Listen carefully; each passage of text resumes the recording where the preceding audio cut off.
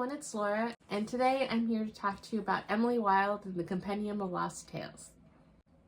So this is the third and I believe final book in the Emily Wilde series, and I am super happy that I read it and that I am done this series and that it was exactly what I wanted it to be. So basically, I read the first Emily Wilde book last July, and that's what made me rediscover my passion for reading. And I have to admit, for the last month or so, I've kind of been slumpy. Not fully slumpy, because some of my worst reading slumps have been very bad, where it's years and years and maybe only reading a few books in an entire year. And I think part of it is because with my goals for 2025, I was so eager to get into my veteran TBR and the old books on my shelves so that I could make room on my shelves for books that I'm excited about like this. And I kind of went in guns blazing trying to tackle my veteran TBR, and I was just picking up so many books that were just meh. And so I was getting in a funk. Nothing was really bad, but it's nothing that really excited me or made me eager to continue or feel the same passion for reading. I just felt a kind of lack of interest in picking up anything. But then thankfully this book came and I was actually very eager, and I thought this might be the perfect book to kind of kick me back into gear with reading, because it's something I was excited about. It was cozy, and I loved the first two books, and maybe since it was more of a cozy fantasy, it wouldn't take too much of a tax on my brain as if I went for more of a high fantasy book or something too sci-fi that I would have to put too much brain power in. And it did the job. I was so into it, and now I'm eager to continue reading and get back in gear. And I think I'm going to take a little mini break from some of my veteran physical TBR books and read more of the current books that I own that I'm super excited to read. I need to find a better balance so I don't fall into the slumpiness anymore. But I love this book, and this book was probably my first, I think it's officially my first 5-star of the year, and I was so happy with it. So now how do you talk about it without spoiling anything? So this book continues on with Emily and her story, and it continues with the same structure and setup as the other books, where it's like you're reading Emily's journal and she has footnotes and everything. And it was a lovely book that continues after book 2 and flows into exactly what you expected after the end of book 2. And then you meet a lot of characters that showed up in the first 2 books again. But in the second book, I had a slight issue with the balance of the characters, because in the first book I really liked Emily and Wendell and the balance there that they had with the town people, and the town people were nice little side characters, but none of them were too overwhelming. Well, in the second book there were 2 other characters that joined Emily's party on their little adventure, and while I didn't really dislike either of them, I didn't like the balance. At least for me personally, I felt that they kind of threw it off the balance, and I would have liked a little less of those other 2 side characters. One of them was her niece Ariadne, and so those 2 side characters, they do show up briefly in this book. They make a nice little appearance. It's a nice callback, and it was kind of what I liked, because they were there.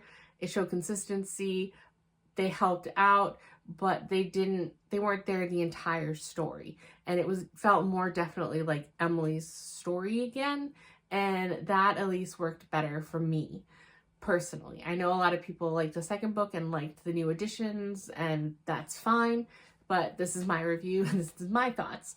So I liked a lot of the tiebacks of the characters that you saw in this from the second book and from the first book. And I don't want to spoil anything, but some of it was really satisfying. So the only downside for me is that I forget exactly when I read the second book, but it's been months at this point, and I wish I had done almost a refresher. I don't know if I watched something online or if I just kind of skimmed through the pages, just something to remind myself of who everybody was, because there were a few people where I saw the name and it didn't ring any bells, and then I had to continue reading until I saw what context they were mentioned, and then I was like, oh, right. And even then, sometimes I don't remember all of the specifics of the deal because, you know, they talk about her going to her office in Cambridge and one of the other professors, Professor Walters or something. I have no memory of this Professor Walters. It might have been a brief mention in one of the other books, but I don't remember what I'm supposed to know about them. And so it's just little things like that. I was annoyed at myself because of that, because it ultimately didn't hinder my enjoyment of the entire book, but I did feel like I was missing out here or there, things that I should have known if I had read these books closer together.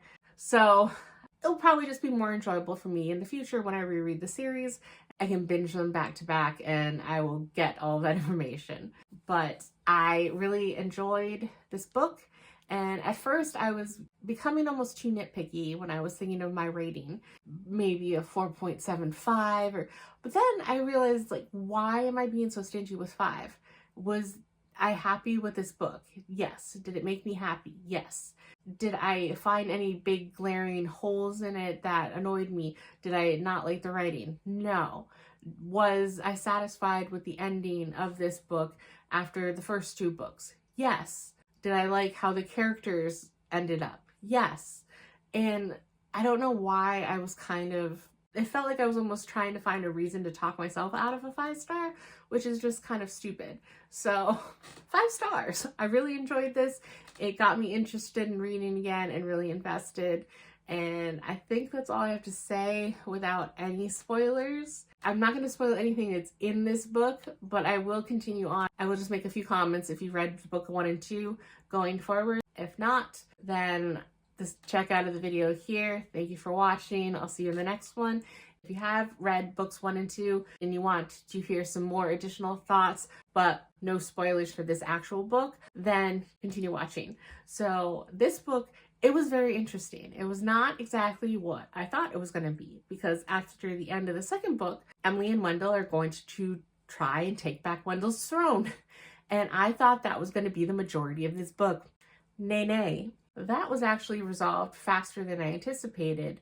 And this book is about other problems that crop up as well. And so it was a lot more twisty and turny with the plot than I was anticipating. I was expecting more of a long, drawn-out cat and mouse game with other fae to take his throne again. And instead, it was more time in the fairy realm with Emily trying to get her footing and figure out how the realm works and what the heck is going on, and not to be overwhelmed by everything and deal with all of these other new issues that crop up in this book. And so I never really quite knew what to expect with this book, and it took some turns that I was not expecting, and it was very intriguing, and it opened up aspects that I really liked. I was very happy with how things turned out, but it was definitely different than I was expecting based on the first 2 books. So not much more than I had to say otherwise. I just wanted to add that in, that if that's what you're expecting this book fully to be, about Wendell and Emily conquering his realm and retaking the throne, it is so much more than that. So just keep that in mind. But definitely 5 stars. And that's all I have to say about this wonderful book. I'm definitely keeping it. I ended up getting rid of my other copies because I didn't like them as much. I didn't like the version of the 3rd book that would have matched my previous 2. So I ended up buying this set, which I really liked. And I think the 3rd book is just gorgeous. So definitely has a place on my shelf. I'm looking forward to someday rereading the trilogy, like I said, and binging them. And I think this will definitely be a series that when I'm in a slump or I need to pick me up, I will reread it to kind of give me the nice, pleasant, cozy feeling. That's all for this video, and I will see you in the next one. Bye!